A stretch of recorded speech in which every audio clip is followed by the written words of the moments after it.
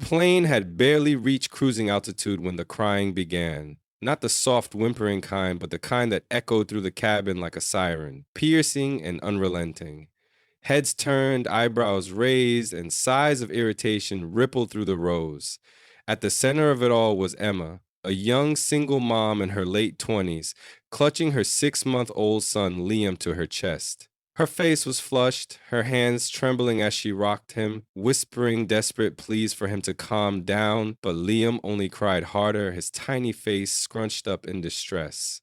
Emma's heart raced. She had been dreading this flight for weeks. Flying alone with a baby was hard enough, but flying with a baby who had been fussy all week felt like a nightmare.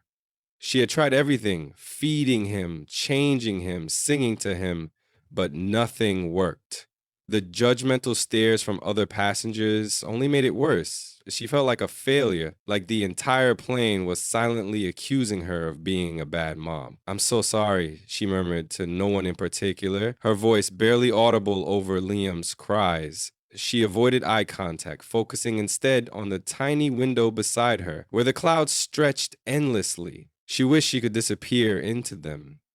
Then, out of nowhere, a deep, calm voice broke through the chaos. "Mind if I try?" Emma looked up, startled.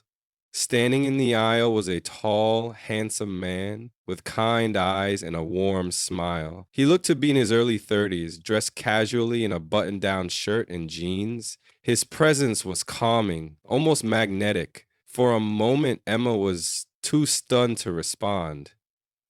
"I'm Jake," he said, extending a hand. "I got a niece about his age. I might be able to help." Emma hesitated. Handing her baby to a stranger went against every instinct, but the desperation in her heart overruled her caution. She nodded, passing Liam to him with trembling hands. "Thank you," she whispered, her voice cracking. Jake cradled Liam gently, his large hands surprisingly delicate. He began to hum softly, a low, soothing melody that seemed to vibrate through the air.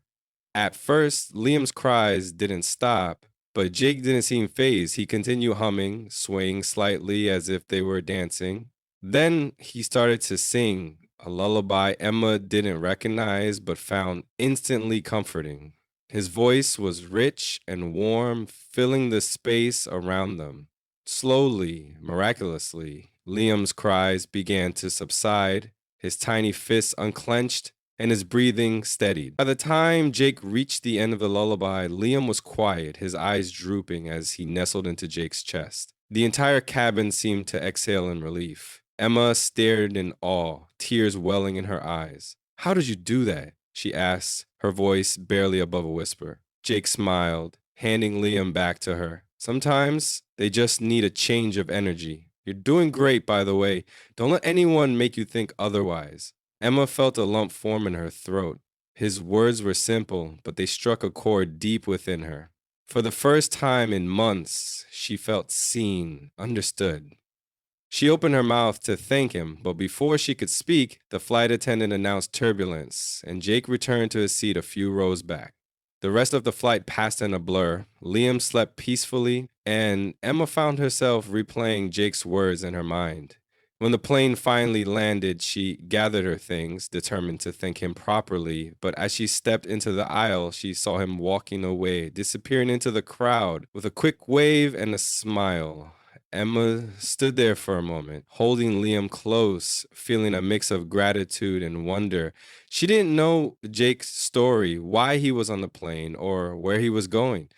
But in that brief encounter, he had given her something priceless, a reminder that kindness exists even in the most unexpected places. As she made her way through the airport, Emma felt a renewed sense of hope. Life as a single mom was hard, but moments like this reminded her that she wasn't alone. The world was full of people like Jake, people who, in their own small ways, made it a little brighter. And maybe, just maybe, she could be that person for someone else one day. Emma stepped out of the airport into the crisp evening air, Liam snug in his carrier against her chest.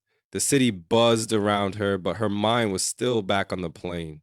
Replaying the moment when Jake had stepped in to help, she couldn't shake the feeling that their encounter had been more than just a random act of kindness.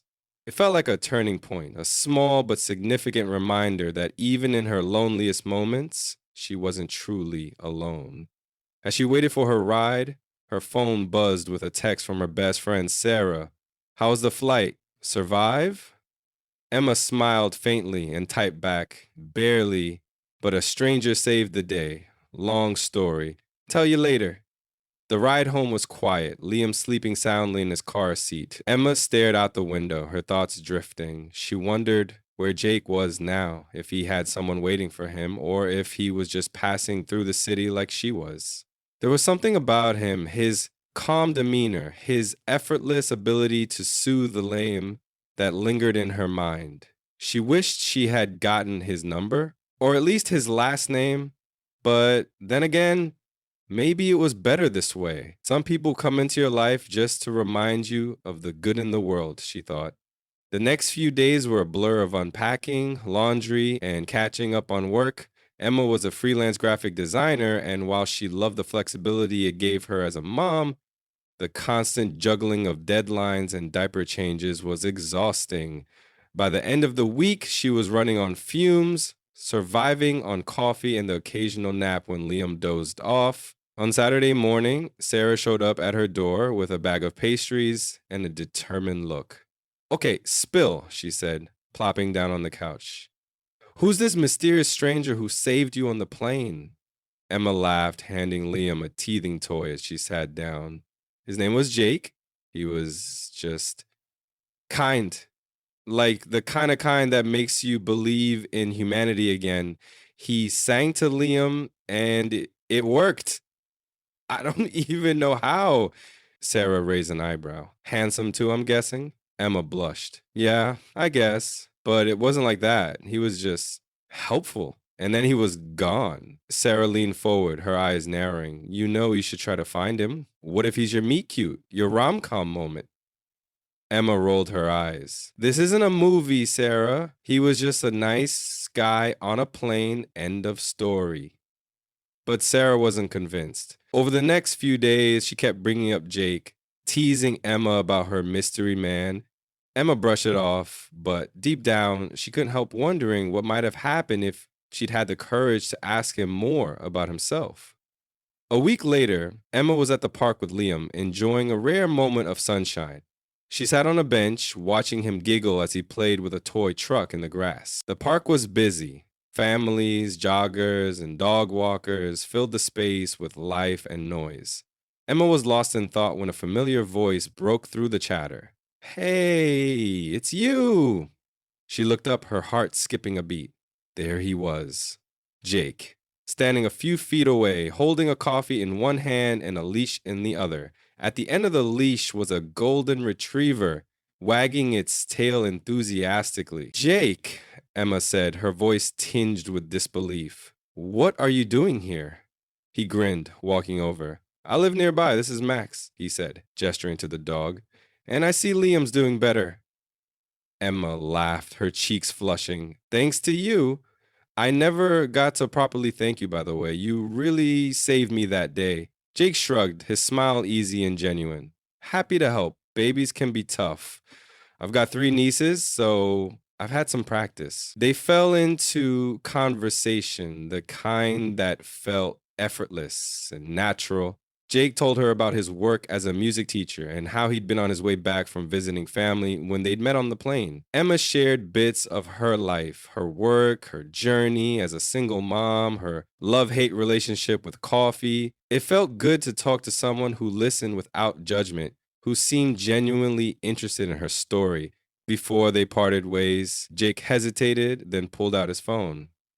"I know this might sound forward, but would you want to grab coffee sometime? Or, a park play date with Liam and Max?" Emma's heart fluttered. For the first time in a long time, she felt a spark of something she hadn't allowed herself to feel in years: hope.